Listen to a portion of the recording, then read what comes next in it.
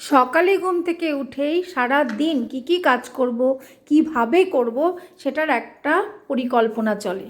সেই মতো যদি কাজটা হয়, মানে দিনের শেষে যদি দেখি যে ঠিকঠাক কাজ করতে পেরেছি, তবেই স্যাটিসফ্যাকশন থাকে একেবারে তুঙ্গে।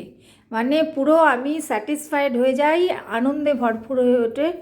ভেতরটা মনে হয় যেন যাক, দিনটা আমার সার্থক হয়েছে, আমি সব ঠিকঠাক করেছি।